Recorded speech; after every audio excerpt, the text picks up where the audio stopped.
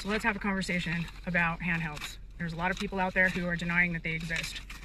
This is report number AFRL-0SR-VA-TR-2012-0109.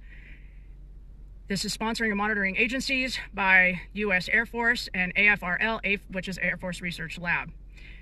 Board of Regents out of University of Nevada is the one that produced this final performance report on the 26th of November 2008.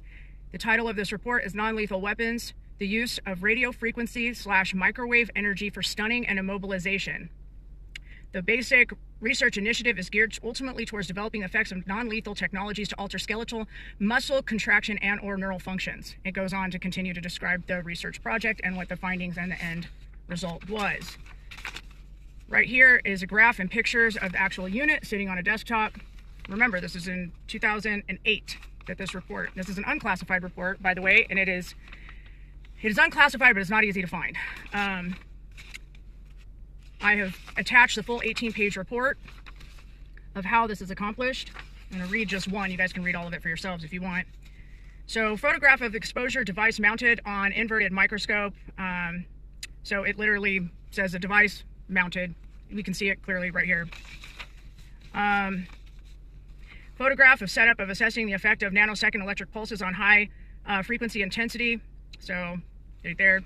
Photograph of setup observing the effects of nanosecond pulses with fluorescence, with the lights that we all see. We all know that.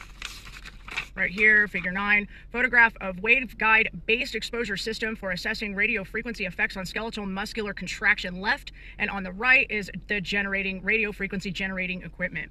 This is an 18-page full report out of the University of Reno that was funded by the United States Air Force and Air Force Research Lab.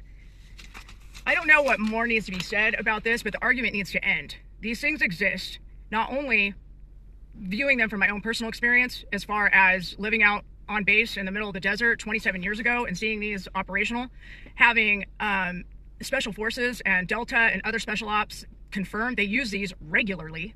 And with the proliferation of weapons, you would have to be a fool to think that the military did not sell these to private contractors and has not. I mean, this is the reality.